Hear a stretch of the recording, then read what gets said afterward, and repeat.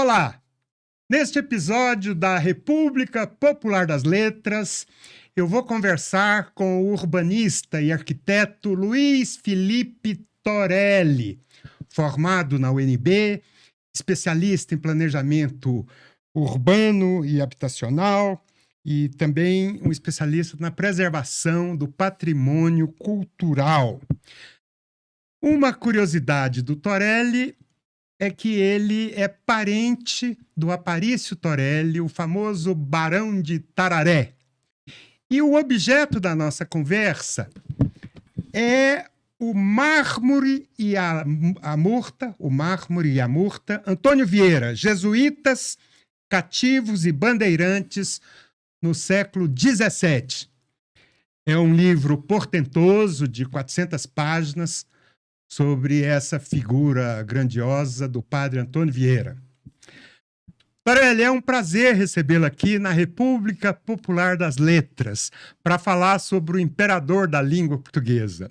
Nós temos uma divergência porque somos republicanos e ele é o imperador da língua portuguesa. Bom, eu agradeço muitíssimo essa oportunidade, né?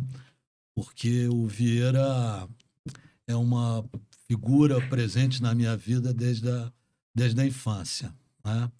Eu morei na Rua Antônio Vieira, no Rio de Janeiro, e na biblioteca que pertenceu ao meu avô,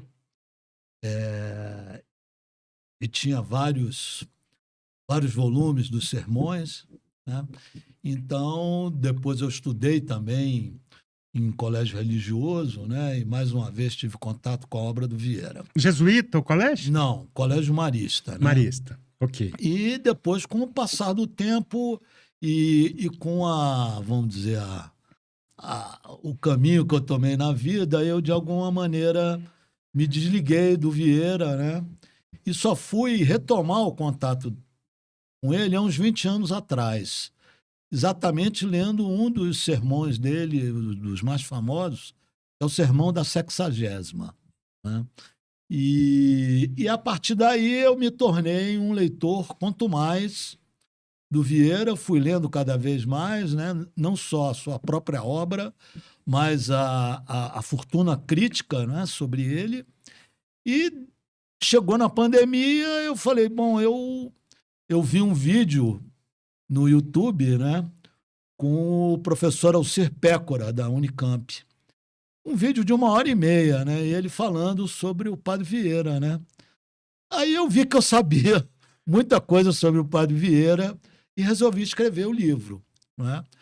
E esse livro, ele tem uma característica, né.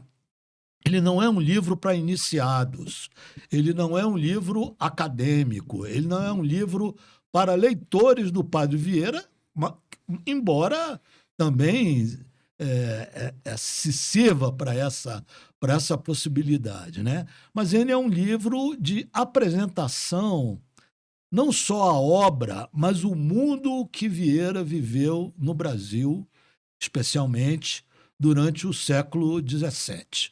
Né? Então, essa é basicamente a abordagem da obra, né? Uma preocupação em trazer novos leitores para conhecer a obra do Vieira, que tem andado esquecida, né? Se a gente... A historiografia brasileira tem crescido muito nos últimos anos, né? Mas o Vieira tem ficado um pouco de lado, né? E a gente, quando se debruça sobre a obra dele, vê que a importância dele é não apenas circunscrita, né, ao Vieira literato, ao Vieira poeta, não é, ao Vieira político, não é? Na verdade, ele, além disso tudo, ele foi um historiador, um agente político interveniente no processo da colonização, né? É um diplomata que se relacionou com outros países em função dos interesses do Império Português, né? Nós poderíamos falar que o Vieira é um polimata, né? Esse título de imperador da língua portuguesa, que é bom que se diga, quem lhe conferiu foi o poeta Fernando Pessoa, né? Ele não é à toa, né? Ele não é à toa. O Charles Boxer também, que é um dos maiores historiadores do Império Português, né? Classifica Vieira como uma das mais importantes figuras, né, da cultura ocidental. Então, é esse Vieira que a gente procura apresentar ao público, sempre preocupado em contextualizá-lo, né? Justamente eu queria fazer uma pergunta sobre isso. Por que que você acha que o Vieira tem sido deixado de lado? Será que é por causa das lutas chamadas decoloniais? A luta dos povos negros, dos povos indígenas, que tem tomado um pouco mais de protagonismo na quadra que a gente está vivendo? E, evidentemente, essas lutas se contrapõem ao projeto colonial. Pode ser uma leitura, não sei, eu queria saber a sua opinião. Veja bem, eu acho que são vários aspectos, inclusive este, né?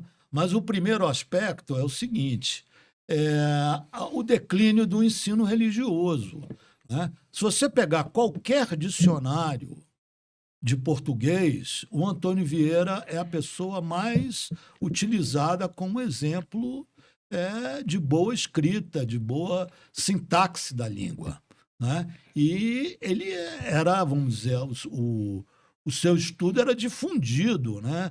Não só pela rede de colégios jesuíticos, mas também pelos franciscanos, dominicanos, em suma, todas as irmandades religiosas que se dedicavam ao ensino.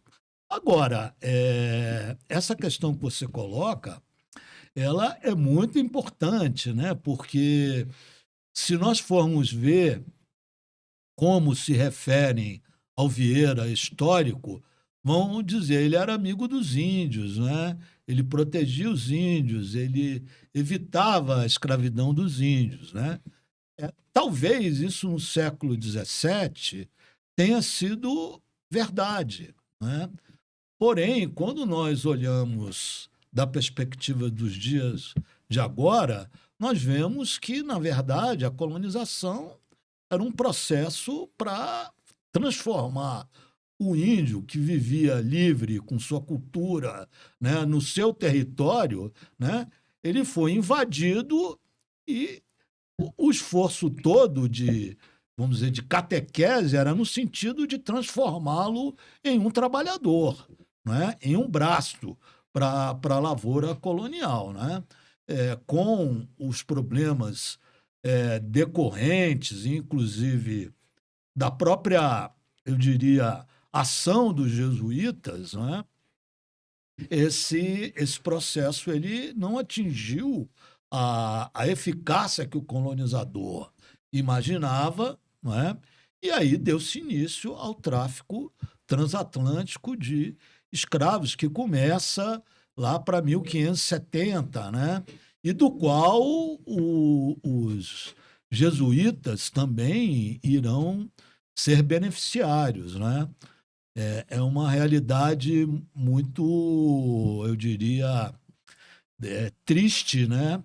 E que mostra como a colonização brasileira, na verdade, era uma colonização calcada na violência, né? Absoluta. Tem uma diferença de tratamento dos povos indígenas de um lado e dos escravizados negros de outro, porque os índios eram vistos como pessoas inocentes que podiam ser catequizadas, podiam ser ganhas para o reino de Deus, sempre a partir da palavra. Os negros, esses não tinham muita salvação porque eles eram tidos como aliados dos mouros, dos muçulmanos, e, portanto, se fazia guerra contra o inimigo, guerra contra os infiéis. É espantoso um dos sermões do Vieira, em que ele diz que o negro ele será salvo depois que morre. Mas, enquanto ele estiver vivo, a parte mais vil do ser humano é o corpo. E, portanto, esse corpo não tem problema nenhum ser escravizado. Não é isso? Veja bem, o contexto da escravidão no processo de colonização do Brasil, ele é um contexto muito violento, né? E, e que foi naturalizado, né? Nós vamos ver que durante os séculos XVI, XVII, XVIII, são raríssimas as vozes que se levantam contra a escravidão, né? Principalmente a africana, né? A escravidão indígena, o combate à escravidão indígena, foi reconhecido pelos doutores da igreja, foi reconhecido pelos próprios jesuítas, só que ocorre que haviam várias exceções, né? Uma dessas exceções era a chamada guerra justa. Quer dizer, o que é uma guerra justa? Ora, eu vou lá na sua tribo levar vocês para trabalhar na minha fazenda. Aí vocês se insurgem. Então, isso dava Razão a para o uma ataque. guerra justa, né? Então, o próprio Vieira, em uma carta ao rei Dom Afonso VI, ele relata que só no século XVII, no período, durante o século XVII, a ocupação da Amazônia começa na segunda década, né, do século XVII, mais de 2 milhões de índios foram mortos, né? Então, se procura fazer essa distinção, mas os índios também eram alvo de uma violência permanente, né? Eles foram extintos, né? Já os africanos, o que acontecia, né? Tem um conjunto de sermões do Vieira, chamam Sermões do Rosário, né? São sermões extremamente pungentes no que diz respeito ao sofrimento do escravo, não é? Na hora que você lê, você, né, entra num torpor, num sofrimento muito grande, né?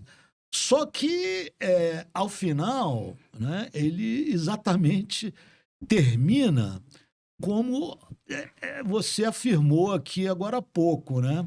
Quer dizer, olha, o que vai ser salvo vai ser a sua alma, né? O seu corpo, infelizmente, durante essa vida, ele vai ser prisioneiro, né? Então, isso trouxe uma situação, vamos dizer assim, dramática, né? Você pega o caso do Quilombo de Palmares, né? Havia uma polêmica muito grande à época se os quilombolas deveriam ser libertos, né? E o Vieira se posicionou em contrário. O que ele falou? Se os quilombolas forem tornados libertos, livres, não haverá mais escravidão no Brasil e não haverão mais braços para as lavouras. Não haverá mais Brasil. Sem haverá, Angola, sem não há Angola, Brasil. não há Pernambuco. Sem Pernambuco, não há Brasil. Ele fala isso aqui, eu estou vendo no seu livro, numa carta a Roque Monteiro Paim, em que ele diz o seguinte: se houver a liberdade dos escravos, né? Porém, essa mesma liberdade, assim considerada, seria a total destruição do Brasil. Porque, conhecendo os demais negros que por este meio tinham conseguido ficar livres, cada cidade, cada vila, cada lugar, cada engenho seriam logo outros tantos palmares, fugindo e passando-se aos matos com todo o seu cabedal, que não é outro mais do que o próprio corpo. Num outro trecho ali, ele diz que a vocação dos negros era, de fato, a escravidão, não tinha outro jeito. E fala assim: e qual é essa metade escrava e que tem senhor, ao qual é obrigado a servir? Não há dúvida que há a metade mais vil, o corpo. Nesse diapasão aqui, o Vieira está sendo absolutamente coerente com a doutrina da igreja, desde o seu fundador, o Paulo, que dizia que o corpo, Santo Agostinho vai desenvolver essa tese depois, e Tomás também, que o corpo é a parte que se corrompe, é a parte que se deteriora, é a parte mais vil, é a parte da sensualidade, não é isso? O espírito é a parte nobre do corpo, eles separavam assim. Então, aqui fica muito clara essa doutrina neotomista, né? Exatamente, né? O tomismo, o que que ele fez? Ele foi buscar na antiguidade clássica, né? O Aristóteles, o Cícero e uma série de outros autores, né? Para exatamente justificar, né? Os seus dogmas, né? E nós temos que lembrar que exatamente quando o tomismo surgiu, né? Tinha sido logo depois das primeiras cruzadas, né? O combate aos infiéis, né?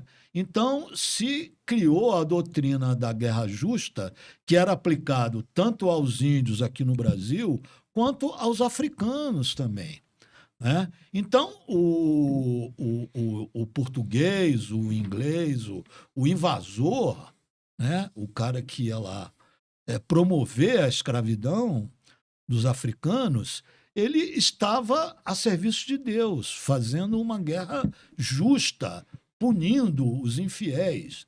E, infelizmente, nós vemos os reflexos disso até hoje, né? Outro dia um deputado aí falou da tribo de Cã, né? Que estava sendo punido os descendentes de Cã, quer dizer, aquela coisa lá de Noé ainda, né? Quer dizer, então isso tudo era juntado, né? A gente tem que ver que a gente está falando de um período pré-iluminista ainda, né? Embora eu goste de citar, algumas luzes do iluminismo já tivessem se acendendo, né?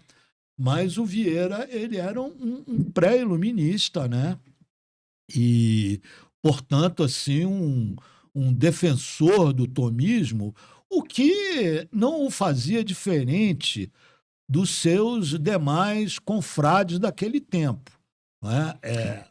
Havia um monolitismo Sim, absoluto no pensamento ocidental. claro. Todos deveriam ser cristãos. Não, e você situa isso muito bem. O que eu achei muito interessante no seu livro é que você faz uma contextualização muito robusta daquela época e começa, aliás, a falar da figura do Vieira só a partir da página 133. E ao contextualizar isso, você vai contextualizar o projeto da colonização, não é? Você tinha, de um lado, a cruz, que era a igreja, e do outro lado você tinha a espada, que eram os agentes coloniais, por exemplo, os bandeirantes. E eles estavam a serviço do Império Português. Você diz com todas as letras que, obviamente, o Vieira era um agente da colonização, não é? E aí, nessa altura do campeonato, eu queria que você explicasse o título do Mármore e a Murta. Lembrando que mármore é uma pedra que você esculpe e murta é uma planta que se usa muito em jardinagem para fazer, por exemplo, cercas vivas, não é isso? Exatamente. Bom, o título, né, é uma metáfora que o Vieira se utiliza no denominado Sermão do Espírito Santo, né? O período que o Vieira teve no Maranhão e no Pará é chamada pelo seu maior biógrafo, João Lúcio de Azevedo, né? O período do Vieira missionário. Ele vai de 1653 a mais ou menos 1662. São 9 anos, né? E exatamente nesse período é que ele constrói alguns dos seus sermões mais importantes, né? Eu diria que é o sermão de Santo Antônio aos Peixes, que foi um sermão que ficou muito conhecido, principalmente do povo maranhense, né? E a Maria Bethânia fez um vídeo gravando, e isso, vamos dizer, virtualmente viralizou, né? Diante das palavras assim, eloquentes, né? E bem contextualizadas do Vieira. Temos o sermão da 60ª também, que é o sermão da arte de bem pregar, né? E que diz que as palavras falam ao vento, as ações falam ao coração. Quer dizer, isso é difícil encontrar um dístico, né? Tão, eu diria, tão definitivo, né? Tão carregado de conteúdo, né? E o Sermão do Espírito Santo, ele faz uma comparação entre os povos, não é? Então ele diz que alguns povos são de mármore. Por quê? Porque alguns povos, quando são objetos da catequese, eles, uma vez catequizados, eles não retornam mais à fé original. São como estátuas de múrtua. De mármore. De mármore, né? A forma é definitiva, não há mais nenhuma possibilidade de mudança. Já os Brasis, como ele chamava os nossos indígenas, eram comparados à murta, não é? Que é um arbusto usado em topiaria, que todo mundo já deve ter visto aqueles arbustos com formas de galinha, de porco, de passarinho, né? Que se você não for lá e podar todo dia, ele rapidamente volta à forma original. Deixa eu ler um trechinho, exatamente que ele fala disso. Então, ao se referir aos Brasis, né, aos índios aqui do Brasil, ele diz assim: há outras nações, pelo contrário, e estas são as do Brasil, que recebem tudo o que lhes ensinam com grande docilidade e facilidade, sem argumentar, sem replicar, sem duvidar, sem resistir. Mas são estátuas de murta, quem, levantando a mão e a tesoura, o jardineiro, logo perde a nova figura e tornam a bruteza antiga e natural, e a ser mato como dantes eram. É necessário que assista sempre a essas estátuas, o mestre delas, uma vez que lhe cerceie o que vicejam as orelhas, para que não deem ouvido às fábulas de seus antepassados. Outra vez que lhe decepe o que viceja os pés, para que se abstenham das ações e costumes bárbaros da gentilidade. E só dessa maneira, trabalhando sempre contra a natureza do tronco e o humor das raízes, se pode conservar nessas plantas rudes a forma não natural e a compostura dos ramos. Então, eu acho que a leitura desse trecho, né, mostra exatamente o que era, né, a evangelização, né, o processo de evangelização. Era, na verdade, um processo de substituição cultural, não é? Quer dizer, era como se você tirasse a pessoa da sua cultura e colocasse outra. Ainda bem, né, que muitas nações indígenas conseguiram, né, mesmo com muito sofrimento, resistir culturalmente, né? E a gente assiste hoje a uma revalorização e resgate. Um resgate da cultura indígena, né? E do aumento da população também. Não é? Quer dizer, isso é uma coisa muito importante. Nos anos 50, nós tínhamos 100 mil indígenas no Brasil. Hoje nós temos 1 milhão. Vai chegar a 2 milhões pelo último censo do IBGE. E uma notícia boa que eu tenho de ontem é que saiu o relatório final da COP15, né, da COP, em que eles botam os povos indígenas no centro da luta contra a catástrofe climática. E houve um monte de divergência sobre isso, mas os povos indígenas foram incluídos num ponto absolutamente central dessa luta contra a catástrofe climática. Doutor Eli, você me disse que é primo do Barão de Tararé, que é o Aparício Torelli, não é isso? Isso. É muito interessante lembrar isso, porque o Aparício Torelli tinha, de um lado, essa veia humorística Mas da outra, ele era um militante comunista do Partido Comunista do Brasil, foi inclusive vereador do Rio de Janeiro, então ele era um militante das causas populares, etc. Eu estou falando isso como mote de uma piadinha, que os jesuítas têm um monte de piadas. Uma das características dessa ordem é o bom humor, aliás. Que é o seguinte, isso foi me contado por um colega meu, um amigo, grande amigo, Paulo Maltz, que diz o seguinte, que estava em visita em São Miguel, lá nas Missões, no Rio Grande do Sul, um noviço e um padre jesuíta. E o noviço vira para o padre e fala assim, padre, me diga, qual é o legado dos jesuítas aqui na América do Sul? Aí o padre vira-se, mostra ali aqueles prédios e fala assim, ruínas. O projeto de colonização, da conquista espiritual da Igreja Católica no Brasil é um grande fracasso, não é? Com certeza. Agora, nós temos que ver as diferenças, né? Em primeiro lugar, o atual território brasileiro ele era vinculado a 3 diferentes províncias jesuíticas, né? A província jesuítica do Paraguai, que abarcava o sul do Brasil, a província jesuítica do Brasil e a província jesuítica do Maranhão e do Grã-Pará, que pegava o norte do Brasil. Certo, né? certo. Bom, na província do Grã-Pará e na do Brasil, né, o projeto colonizador era criar aldeias, né? Eles eram o aldeamento, né? Então eles traziam os índios para próximo das cidades, o que facilitava que aquela mão de obra fosse utilizada pelos fazendeiros e agricultores de então, né?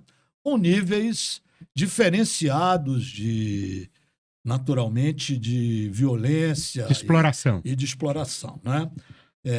É bom dizer aqui que os sermões do Vieira, principalmente 2 dos que eu citei agora aqui, o sermão da 60ª, o sermão de Santo Antônio aos Peixes, o sermão da Epifania, que eu estou citando agora, eles são denúncias muito fortes contra a violência utilizada pelos colonos. A gente tem que lembrar que o Vieira foi expulso do Pará, eles e os jesuítas, por conta da defesa que eles faziam dos indígenas. A mesma coisa aconteceu no Rio de Janeiro, a mesma coisa aconteceu em São Paulo, né?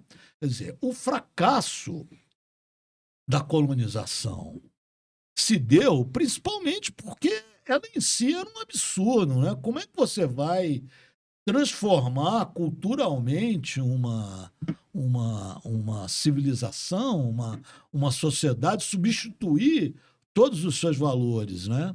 É algo impensável hoje em dia, né? Mas naquela época era um axioma, né? Todo mundo achava isso totalmente natural. Agora, no sul do país, nós podemos dizer que o processo foi diferente, né? Houveram diferenças significativas.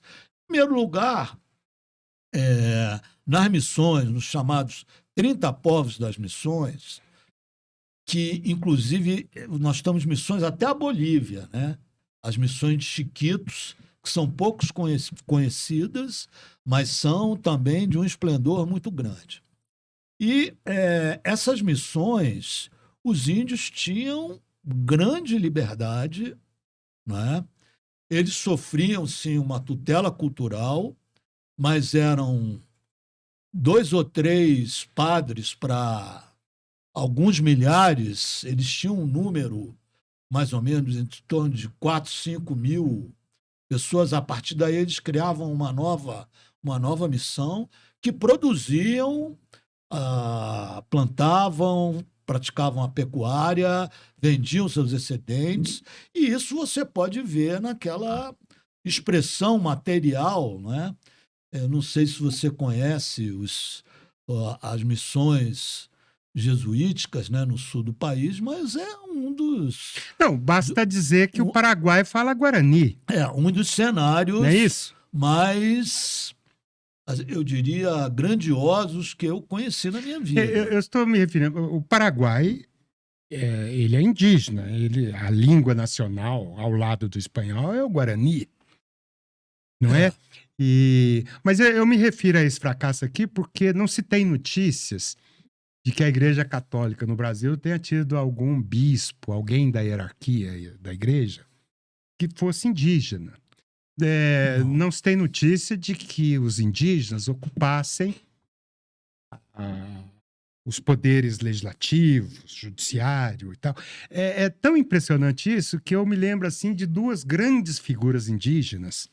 Uma é o Garrincha, que era Funiô. Ele veio da nação Funiô, lá de Pernambuco. E o outro é Jerônimo Rodrigues, o governador eleito da Bahia agora. Que é Tupinambá. É impressionante. Eu mesmo não sabia. É impressionante, quer dizer, em 500 anos você não conseguiu ganhar os povos indígenas para o catolicismo, né? Eu conheço um pouco essa história porque eu trabalhei muitos anos no Conselho Indigenista Missionário. Aliás, fundado com grande apoio dos jesuítas, da OPAM, por exemplo, a Operação Anchieta, não é? Que são pessoas que fizeram uma profunda autocrítica do desastre que foi a colonização, a conquista espiritual do Brasil, não é isso? Então, por isso que eu digo que o legado, de certa maneira, são ruínas. Isso, vamos dizer, do ponto de vista assim, mais abrangente, né, eu diria que esse legado ele é apenas pontual, mas ele era um legado impossível de se realizar, né? E ele, de alguma maneira, se tentou realizá-lo através da violência e do genocídio.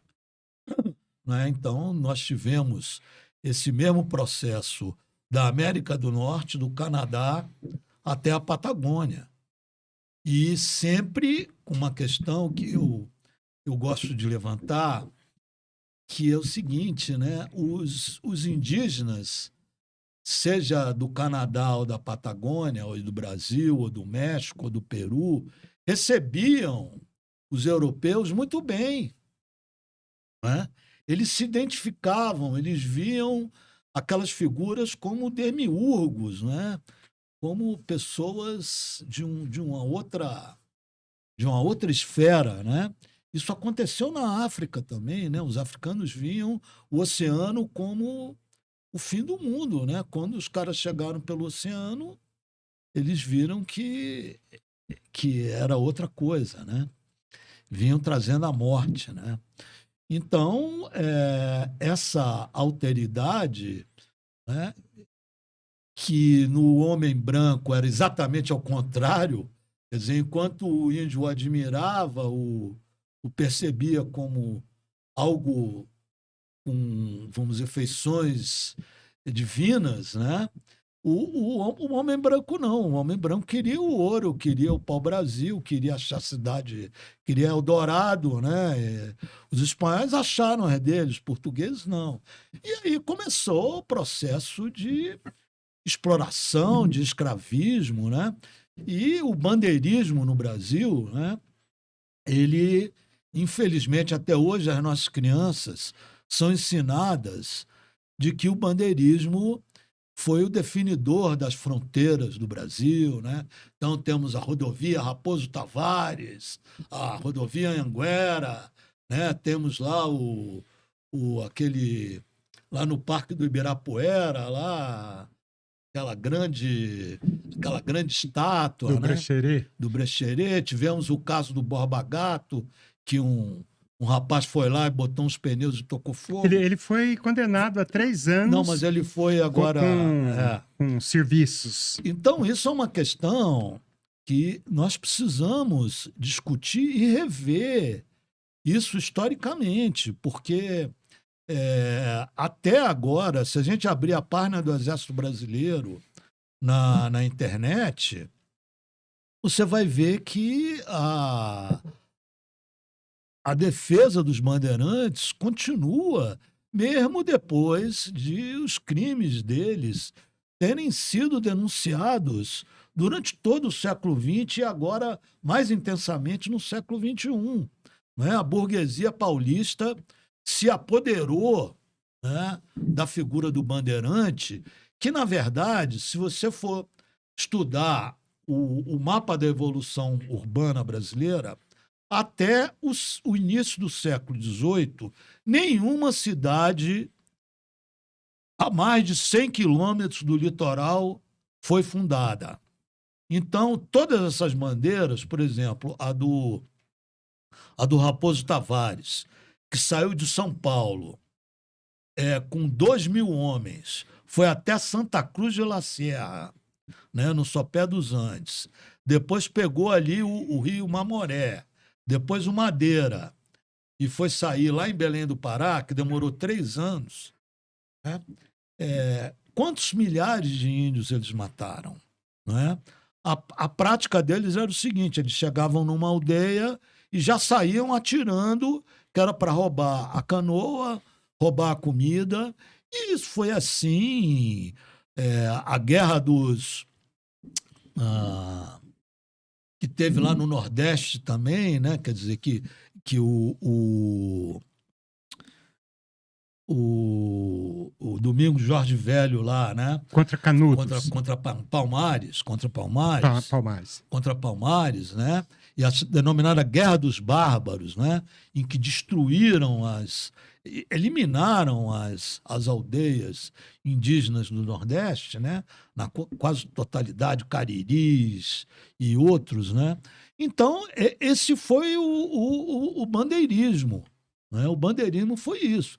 Claro que depois de 150 anos de extermínio, acabaram achando ouro, né? E aí é que você começa a observar as primeiras cidades, quer dizer, nós passamos 200 anos eliminando os índios, né? Século XVI e XVII, e as primeiras cidades no interior brasileiro, em Minas, Goiás, Mato Grosso, surgem já no século XVIII. Né? Então, é um processo que precisa ser concluído. Né? Eu, particularmente, não sou a favor de destruir monumentos. Né? Eu não acho que deve ser destruído o Monumento das Bandeiras, mas ele deve ser ressignificado. Né? Ele deve ser dita a verdade. Quem eram aqueles arautos ali do heroísmo, né?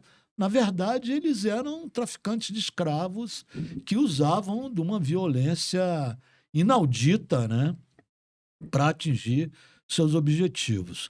Uma questão que me preocupa também muito é que a bibliografia brasileira, com, claro, algumas exceções, mas aquela bibliografia mais clássica, né? Mais canônica, vamos dizer assim, o Toné, né? Vamos falar do Alfredo Elis, do Jaime Cortesão. O Jaime Cortesão defende a violência dos jesuítas como um mal necessário, né? Quer dizer, os meios justificariam os fins, né? Então, eu acho que nos dias de hoje, a gente ainda aceitar que esse tipo de versão circule sem que seja alvo, né, de uma crítica sistemática, né, e de uma denúncia, é algo muito, muito preocupante, né? Porque... Torelli, vamos falar um pouco da figura do Vieira. Como eu disse, você faz essa contextualização mais geral do escravismo colonial, definidora do nosso país. E lá na página 133 você começa a falar do Vieira sobre a figura dele, né? Contexto histórico. e depois sobre... Um dado muito interessante que é preciso já falar desde o início é a descendência do Vieira. Ele tinha tanto figuras negras quanto judias, não é verdade? Verdade. Quer dizer, isso sempre foi uma situação, né, pela qual o Vieira foi objeto de perseguição. Né? Havia a suspeição, nunca comprovada, né, de que ele teria uma avó de ascendência africana. Né? E isso, em função da Inquisição, aquela época, né, que distinguia cristãos de cristãos novos, homens bons de homens ruins, né? Se existem homens bons, existem homens ruins, né? Então, esse estigma acompanhou ele a vida inteira, né? E nós vamos ver mais adiante que no processo que ele enfrentou na Inquisição, essa questão vai ser uma questão que vai ser utilizada contra ele com muita ênfase. Agora, eu queria falar um pouco da juventude do Vieira, né? Porque o pai dele foi para a Bahia, assumiu um cargo lá na administração colonial, e ele chegou em Salvador já com 8 anos de idade, né? E foi estudar no Colégio dos Jesuítas. Né? Naquela época, os jesuítas já tinham escolas em várias cidades, né? No Rio, no Espírito Santo, na Bahia, em Pernambuco. E ele tinha um problema que ele não conseguia aprender.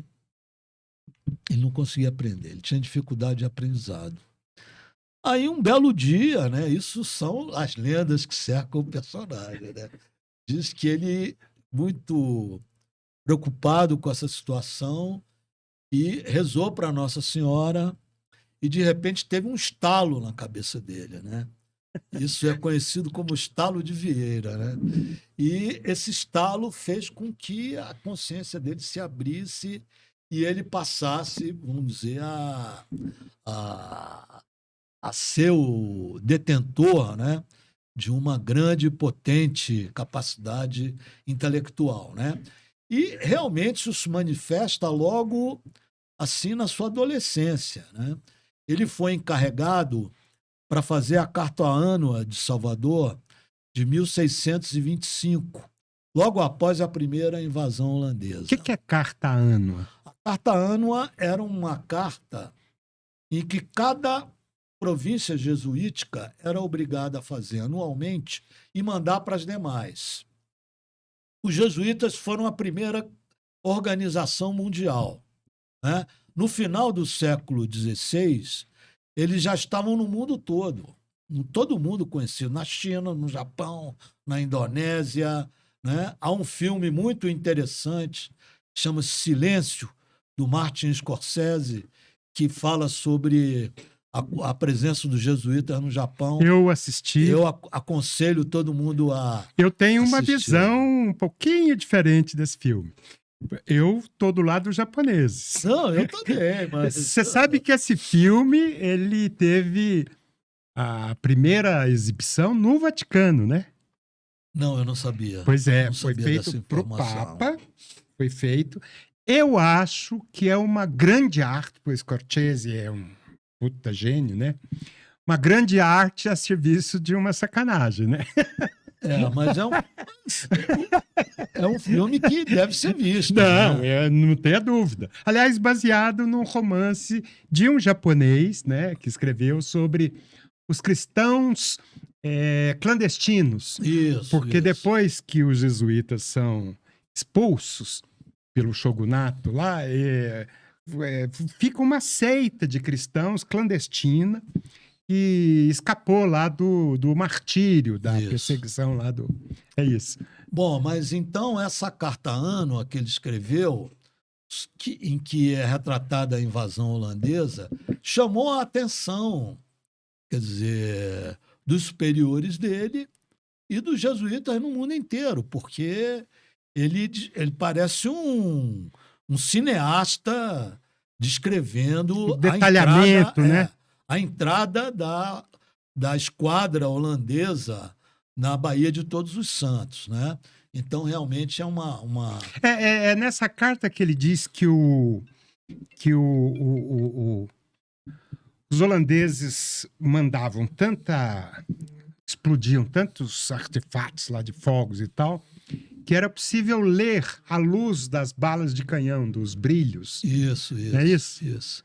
Não, como quase todos os sermões dele, né? Quer dizer, era um primor, né? De escrita, né? Quer dizer, o que acontece é que hoje, como o sermão e as cartas daquela época, eles tinham uma estrutura muito rígida, né? E eram compostas por partes, exórdio e depois o desenvolvimento e tudo. O que acontecia? Eles também recorriam muito a passagens do Antigo Testamento, do Novo. Então, a leitura, muitas vezes, para o leitor moderno, ela é um pouco, eu diria, pouco objetiva, né? Você tem que ler com calma, você tem que estar imbuído de que você vai encontrar grandes tesouros ali, né? O Pécora diz que, no livro que, aliás, você usa aqui na bibliografia, é aquele discurso do sacramento, né? Sim. Que os discursos, os sermões seriam exercícios sacramentais, exercícios que você tenta ganhar o público para o corpo místico da igreja. E aí ele usa uma expressão muito interessante que o Vieira transforma a teologia em retórica. Coisa que está na Bíblia, porque no princípio era o verbo, né, de São João. Então ele faz toda esse exercício. Primeiro em torno da palavra, em torno da Bíblia, das Escrituras. E depois em torno das palavras, que é a tradução da palavra em sermões, não é isso? Veja bem, o título do livro do professor Alcir Pécora é Teatro do Sacramento. Quer dizer, então o sermão ele envolvia toda um conjunto de técnicas, né? Quer dizer, seja a retórica, seja a expressão corporal, em suma, que tinham por objetivo não só o trabalho de catequese, mas também um trabalho fundamental de crítica social. Né? Um trabalho, na hora que você lê algum desses sermões que eu citei aqui, Santo Antônio aos Peixes, Espírito Santo, você vai ver que é uma crítica candente aos poderosos, né? Uma crítica candente ao processo de colonização. Né? Então, são, vamos dizer, ele se utilizava de todo um arsenal, tanto é que eles estudavam retórica, né? Claro, era das disciplinas. Das disciplinas, né? Eles se utilizavam de todo um arsenal porque eles falavam tanto para plateias muito humildes, mas falavam também lá na Capela Real, lá em Lisboa, né? Falavam para a nobreza, né? E você vai ver que muitos dos sermões que foram, pela primeira vez, proferidos e tinham forte crítica social, foram os proferidos na Capela Real. Sim, é claro que quando a gente fala da teologia como retórica, a gente está abarcando também, eu não, o Pécora, né? Tá abarcando também as lições morais. Eles tinham ali, para você construir o império, para expandir a fé, evidentemente você tem diretrizes também da moral, né? Então, nesse diapasão, E aí ele faz por excesso, que o pessoal chama da retórica barroca, não é? Você menciona no livro uma citação aqui de uma das grandes estudiosas do Vieira, que é a Margarida Vieira Mendes. Ela diz o seguinte: a sublime qualidade artística que faz de cada momento textual um pequeno universo de significação, cujo comentário e cuja contemplação se podem tornar incessantes, e que faz de todo o conjunto uma verdadeira catedral literária, onde cada ordem de componente dialoga entre si, onde o desenho e o jogo de recorrência se apresentam do princípio ao fim em enorme profusão e variedade. De fato, você estava dizendo ali do sermão da 60ª, e eu, como jornalista, vejo aquele sermão como uma aula de estilo, em que ele fala explicitamente da arte do bem pregar, não é? Mas do estilo. Ele vai explicar por que o estilo do pregador tem que ter, por exemplo, um assunto só. Ele diz que é o tronco. Depois vem os galhos, dos galhos saem as folhas e as flores, das flores sai o fruto. Você não pode começar, por exemplo, pelo detalhe, pelas folhas ou pelos frutos, porque o primeiro tem o tronco, que é a matéria principal tirada do Evangelho, do Velho Testamento. Isso fincado com raízes muito robustas. E aí ele vai construindo essas catedrais literárias, que é muito interessante, de fato. A gente tem que fazer um registro aqui, né? Os sermões, em grande parte, eles, naturalmente, eles eram preparados previamente, né? Antes de serem proferidos, mas eles foram depois reescritos, né? Editados. O Vieira passou de 1680 até a morte dele, o período, os últimos 17 anos de vida dele, ele passou aqui no Brasil, né? Exatamente organizando toda a obra dele, né? Que inclui 700 cartas, 200 sermões e 2 livros, né? Que eu queria aqui abordar, que são 2 livros vinculados ao Vieira profético, né? Quer dizer, a obra profética do Vieira. Vamos, eu acho excelente essa proposta sua, mas eu queria, antes de entrar no Vieira profético, que é uma das facetas mais fascinantes dele, eu queria que você falasse um pouquinho do Vieira diplomata e político. Do Vieira, que é inclusive mandado pelo rei à Holanda para negociar com os holandeses. Sujeito, ele que queria, estudando a conjuntura política, achava que talvez fosse negócio entregar o Nordeste para os holandeses para poder ganhar a disputa com a Espanha, não é isso? Eu queria que você falasse um pouquinho do diplomata e político. Pois não. Bom, a gente precisa entender, né, que quando o Vieira vai para Portugal, em 1640, Portugal estava exatamente saindo de um período que se denominou chamar União Ibérica, né, que foi de 1580 a 1640, ao qual Portugal ficou subordinado, virou uma província da Espanha, né? Quer dizer, essa relação de Portugal com a Espanha sempre foi uma relação historicamente difícil, né? Entremeada de brigas, né? E problemas, embora a gente saiba que a cultura dos dois países tem muitas similaridades, né? E tem uma matriz em comum, né?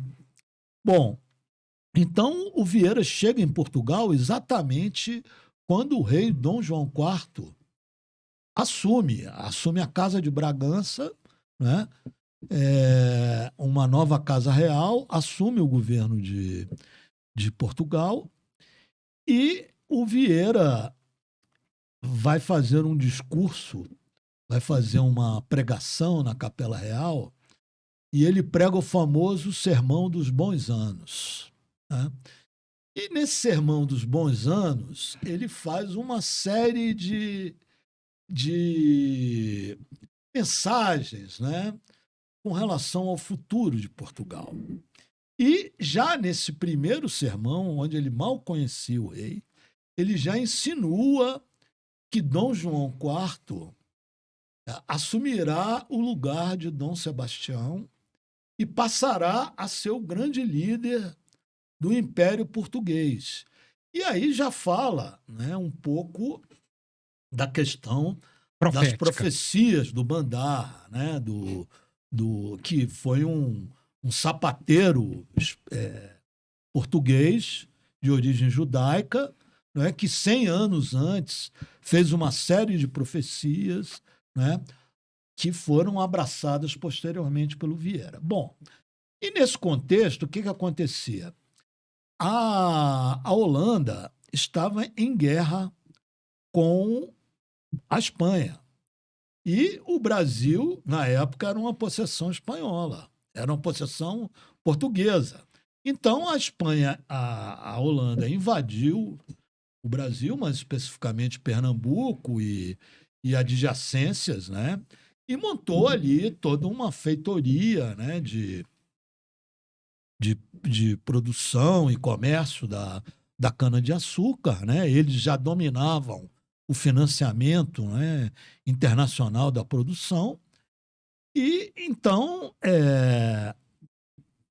esse processo durou de 1630 até 1654. Quer dizer, os holandeses ficaram 24 anos no Nordeste brasileiro. E aí havia o seguinte dilema: como Portugal, um país pequeno, vai enfrentar ao mesmo tempo a Holanda e a Espanha? Aí que começa a relação com a Inglaterra, né?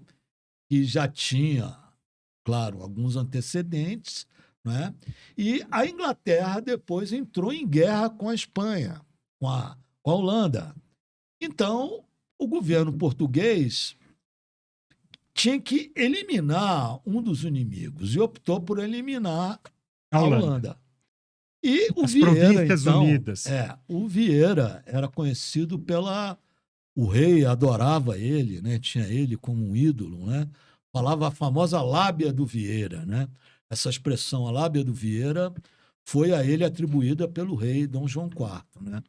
Então, o Vieira é mandado para conversar com os financistas judeus de origem portuguesa na França e na Holanda, né? Lá ele encontra com o famoso rabino Menassé ben Israel, né? Que, como Vieira era um homem com preocupações milenaristas, né? Com afeito A chegada do Messias. exatamente.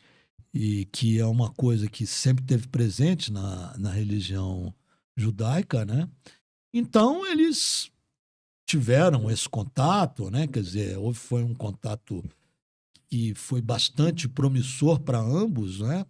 Os biógrafos do Vieira se referem a esse contato sempre com grande importância, né? E, além desse contato, ele foi negociar, né, a resolução do conflito com a Holanda, né? E uma das alternativas era exatamente entregar um pedaço do Nordeste brasileiro aos holandeses, né? Então você imagina a confusão que isso trouxe. Aí o Vieira produz um documento chamado Papel Forte, né? É um documento que ele manda para o rei, defendendo, né, como uma das alternativas. E ele, mais adiante, 30 anos depois, ele vai renegar esse papel, esse documento, ele vai dizer que foi outra pessoa, mas tudo indica que foi ele mesmo que fez. E uma coisa muito interessante nesse aspecto é que Ele está lá negociando com essas coisas com a Holanda, que também não confiava muito nele, etc. No momento em que os revoltosos de Pernambuco já estavam ganhando as batalhas, duas Exatamente. batalhas de Guararapes. Então lá, o Negreiros, o Felipe Camarão, esse pessoal, já estava ganhando a guerra contra a Holanda, né? Mas é porque as notícias não corriam Claro, não com tinha muita, internet. não tinha, né? WhatsApp. Com muita velocidade, né? Então, na verdade, quando, embora os holandeses tenham saído do Brasil só em 1654, eles já estavam derrotados 5, 6 anos antes. Eles ficaram restritos ali ao Recife, né? E, e estavam, vamos dizer assim, a Holanda, em função da guerra com a Inglaterra, não tinha mais condição de dar o apoio logístico necessário. Então, eles foram, vamos dizer, gradativamente cedendo o território, né? E dessa maneira acabaram sendo expulsos, né? Quer dizer, acabaram se rendendo e, diferente do que se falava, né? Foi uma rendição pacífica, eles foram embora. O Vital de Negreiros, que pelo lado português, né, brasileiro, foi quem negociou a retirada. Eles se retiraram e então o processo se encerra aí nesse período, né, essa situação. Ô, Torelli, eu queria me referir de novo ao Menassé Ben Israel, porque só lembrando de que a colônia portuguesa em Amsterdã, colônia dos judeus, já tinha uma parte se expulsa da Espanha para Portugal, mas Portugal, conforme diz os historiadores, era um dos territórios, dos países mais intolerantes do ponto de vista religioso, só comparável ao Tibete, em termos de sectarismo. O tal do sangue infecto do judeu era intolerável para os reis portugueses. Então, os judeus, muitos deles cristãos novos, que tinham sido obrigados a passar para o catolicismo, fogem para a França, Nantes, por exemplo, e depois para a Holanda. E lá eles fazem uma das mais ricas colônias possíveis. Inclusive, eles mantinham o comércio dos negros, o comércio dos produtos tropicais, não é isso? Financiavam arte, o próprio Rembrandt, ele pintava algumas dessas figuras, etc. Inclusive, pintou uma efígie, um retrato do Menassé Ben Israel. E aí uma coisa muito interessante do Menassé é o seguinte, esse cara, ele tinha sido professor do Spinoza, do grande filósofo luso holandês, depois expulso da sinagoga. E esse cara, então, é muito interessante isso. E é interessante isso porque, primeiro, o Spinoza tinha sido aluno também de um republicano extremamente radical, que era o Franciscus van Enden, que era ex-jesuíta. Esse cara era um radical. O Spinoza aprendeu um monte de coisas sobre política com ele, inclusive aprendeu latim, fazia teatro, etc. Esse cara depois vai ser decapitado pelo Luís XIV na França, que eles tentaram lá um golpe contra o rei.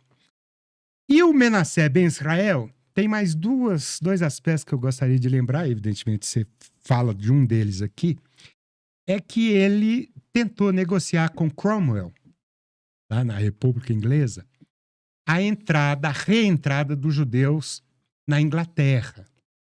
Ele não consegue a lei que ele queria do Cromwell para isso, aí ele volta para a Holanda, onde o filho morre, e logo depois ele morre. Mas, de qualquer forma, os judeus já estavam entrando, pouco a pouco, lá na Inglaterra. E era um dos últimos territórios que, segundo ele, precisavam ser ocupados pelos judeus, porque, segundo as ideias milenaristas dele, enquanto a terra toda não fosse ocupada por judeus, o Messias não voltaria.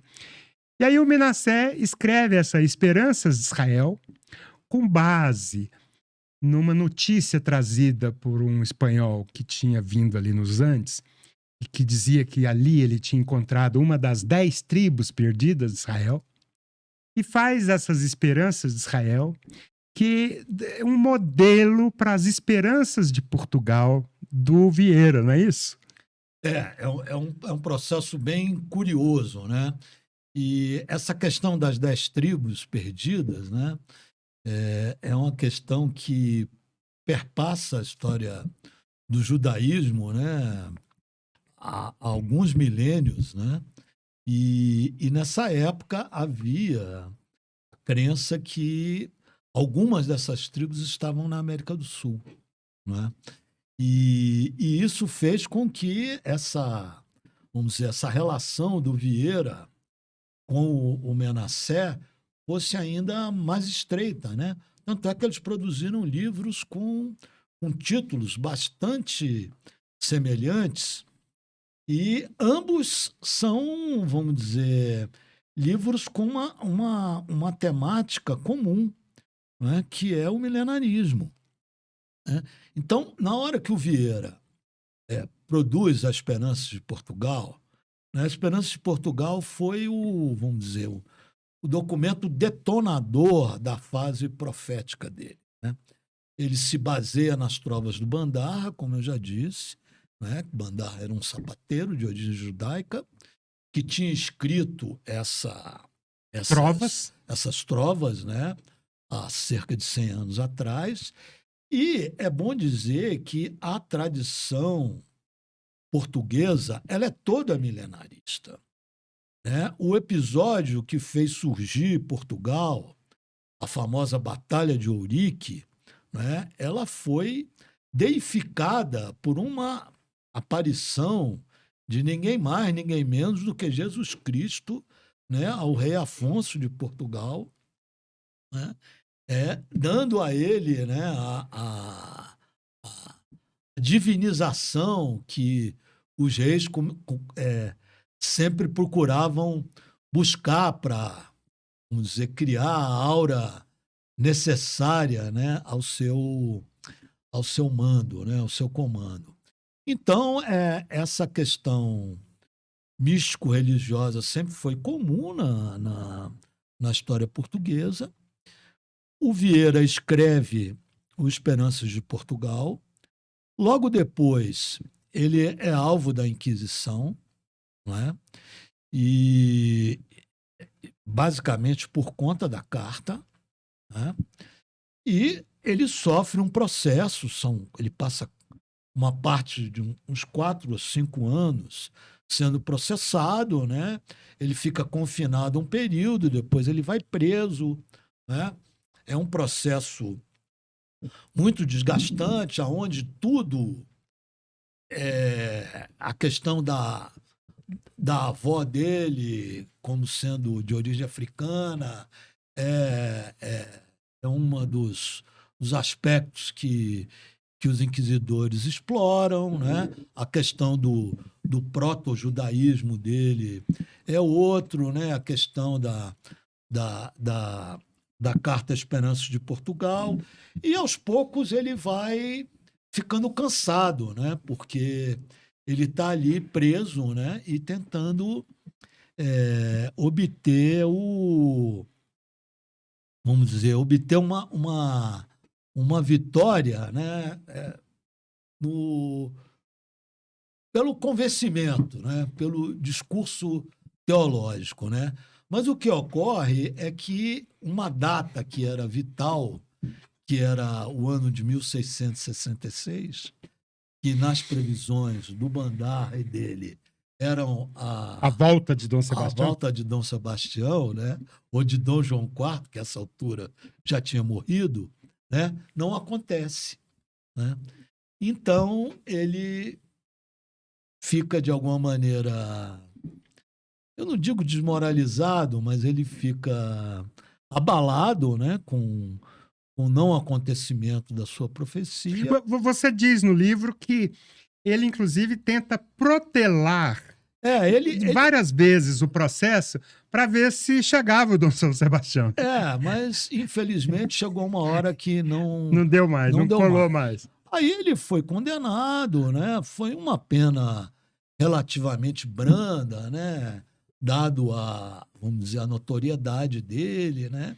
E as relações que ele tinha com a No Vaticano, com a inclusive. nobreza, com o Vaticano e tudo, né? E logo depois que ele é condenado, o rei Dom Afonso é derrubado pelo irmão Dom Pedro, que então liberta o Vieira e tira, vamos dizer assim, o cão da Inquisição de cima dele, né? Aí o Vieira vai para a Itália, né? Exatamente à procura de novos ares e à procura também vamos dizer, do benefício papal, né? O que viesse a eximir aquele processo que ele foi vítima por cerca de 5 anos, né? E desse a ele a tranquilidade que ele desejava para continuar sua obra, né? Então é nesse período que ele também escreve os seus 2 outros livros proféticos, né? Que é a História do Futuro, que inclusive foi editado aqui pela UNB, né? Uma edição Com o Senado, né? muito boa, né? E a Chave dos Profetas, né? A Chave dos Profetas, na verdade, ela foi editada só recentemente na sua forma completa. O livro eram vários cadernos que se perderam e tinham sido levados para o Vaticano e só recentemente um trabalho comum entre a USP e a Universidade de Lisboa é que permitiu que essa obra fosse editada, né? Então é uma obra de um conteúdo místico muito grande, né? O Quinto Império, nós poderíamos dizer que ele é uma profecia que, inclusive, não é, como era típico da época, não é utópica. Ela é fantasiosa mesmo, né? O tópico era o Thomas More. O Campanella, né? Com a Cidade do Sol e tal. Era uma coisa tão fantástica, né? Que Portugal ia dominar o mundo, ia vencer os turcos, ia convencer os japoneses, os chineses, todo mundo ia ser cristão.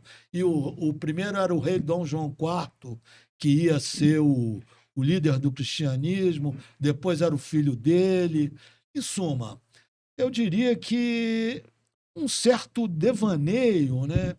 E isso eu aponto no livro, no momento onde o mundo já estava, vamos dizer, tomando um outro caminho, né? Quer dizer, a questão de Deus, da existência de Deus não era algo tão absoluto, né? Algumas vozes começavam a surgir. Não, o Spinoza era o precursor da República Democrática. Pois é. Não, o Montaigne também. Montaigne, né? um pouco antes. Pouco antes, né? E as teorias sobre o heliocentrismo já estavam reconhecidas. Estavam já no Newton, né? Exatamente. Descartes já tinha feito a Revolução Filosófica. Causa um certo, pelo menos em mim, causou um certo estupor, sabe? Assim, ver que como talvez ele estivesse assim um tanto confinado no Brasil, né? Mas será que ele não era... Tem muito contato com essas novas ideias, essas novas... É que a Contra-Reforma tinha isso mesmo, né? E tinha esse lado místico. Uma resposta, talvez, a essa preocupação sua Você pode ver nesse livro que acabou de sair em português agora, do Richard Zenit, sobre a biografia do Fernando Pessoa, que eu estava consultando ontem para ver, que é o seguinte: o Fernando Pessoa publica o único livro que ele publicou em vida, que é Mensagem. Mensagem é um livro financiado pelo Estado Novo fascista de Portugal. Inclusive, o secretário lá que cuidou disso deu todo o apoio para o Fernando Pessoa ganhar, e ele ganhou, porque era um livro de mensagem patriótica. Sim. E sebastianista também. Sebastianista também. Aqui no seu livro, você menciona na página 246 um dos grandes poemas desse livro, que era o Ó mar salguado, quanto do seu sal são lágrimas de Portugal. Começa assim. Mas eu queria ler um outro poema do Mensagem, porque é onde ele fala do Antônio Vieira, exatamente. E fala do Antônio Vieira e do Dom Sebastião. Ele diz assim: o céu, estrela azul e tem grandeza, este que teve a fama e a glória tem, imperador da língua portuguesa, foi-nos um céu também. No imenso espaço seu de meditar, constelado de forma e de visão, surge, prenúncio claro do luar, é o rei Dom Sebastião.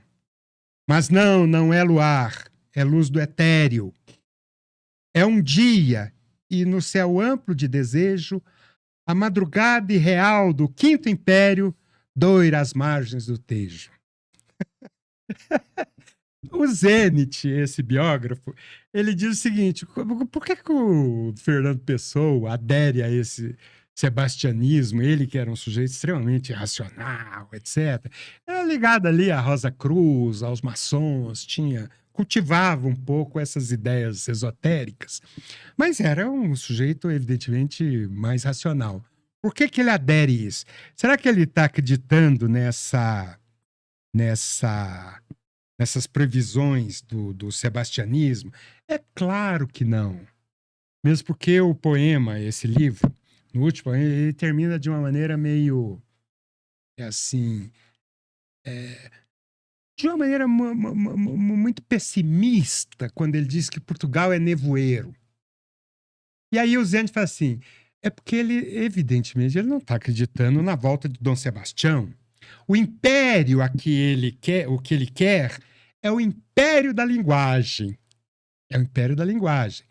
O Soares, quase heterônimo dele, vai dizer que a minha pátria é a língua portuguesa. É um sujeito reacionário lá do livro do Desassossego, né?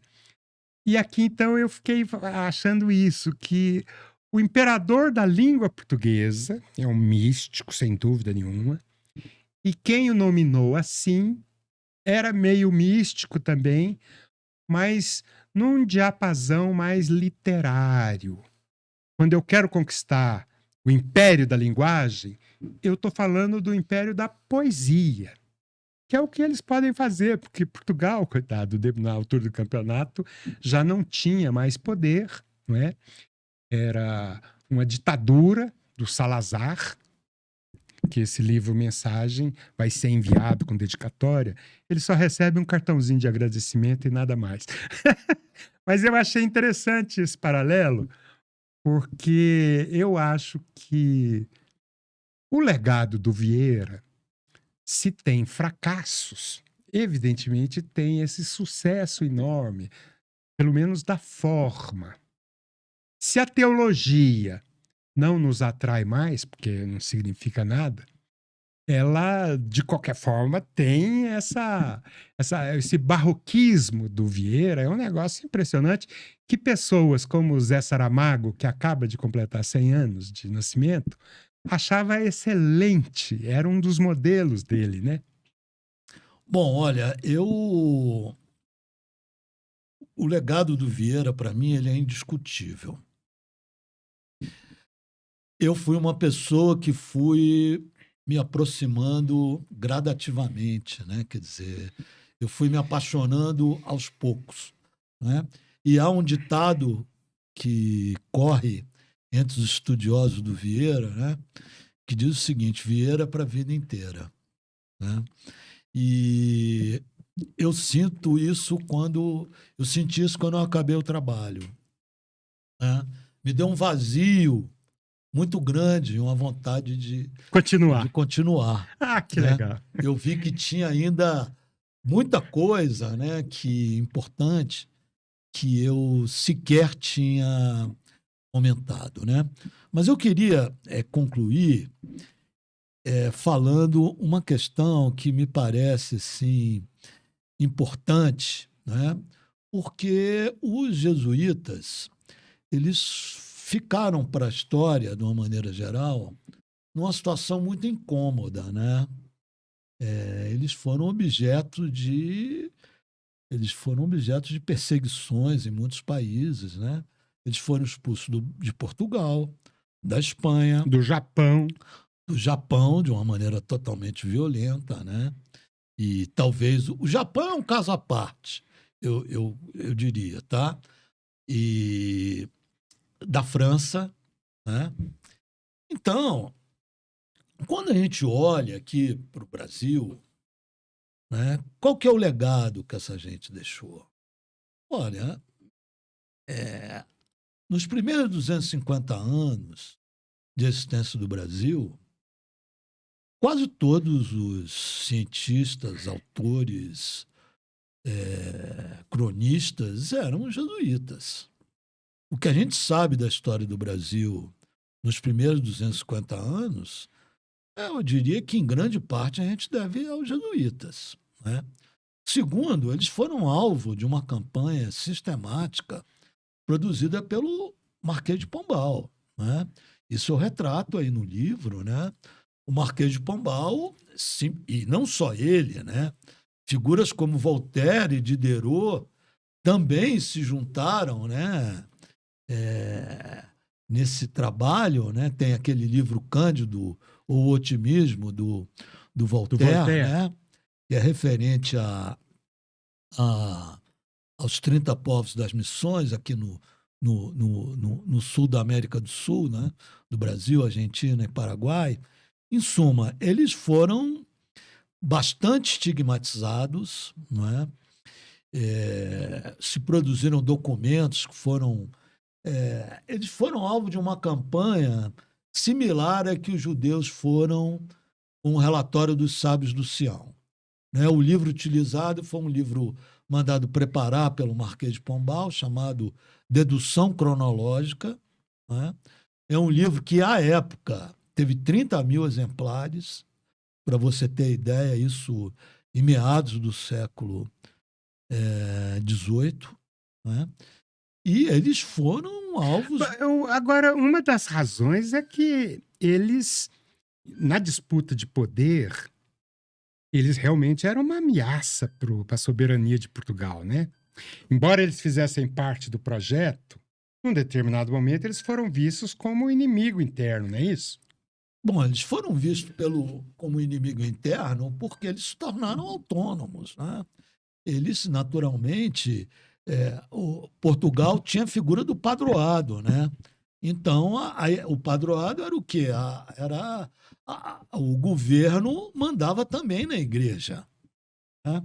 Então, os jesuítas eles tinham uma subordinação dividida, porque eles se vinculavam tanto à coroa portuguesa quanto ao Papa, né? E, naturalmente, com o crescimento da ordem, a sua expansão em escala mundial, eles se tornaram politicamente importantes, né?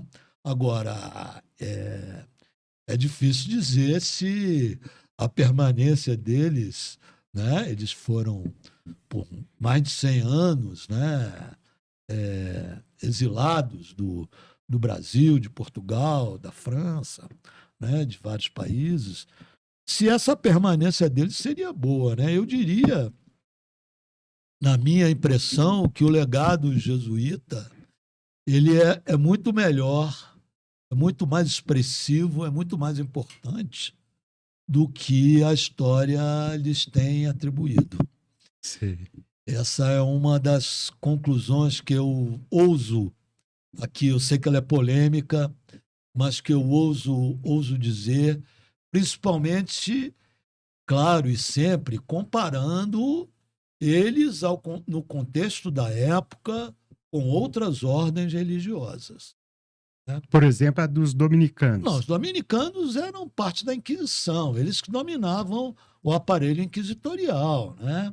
E outras ordens também. Agora, os jesuítas, eles estavam na educação, eles estavam na saúde, Você eles sabe que estavam tem na uma... economia. Eu mencionei aqui, os jesuítas têm um bom humor tremendo.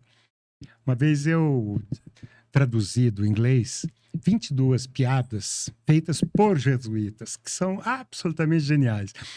Uma delas é o seguinte, diz que a Espanha criou duas grandes ordens católicas, os dominicanos e os jesuítas.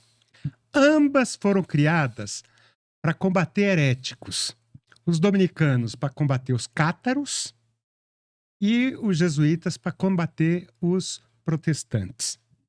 Sabe qual que é a diferença entre eles? Não. Você tem ouvido falar dos cátaros ultimamente? Tem uma, tem uma segunda que é o seguinte.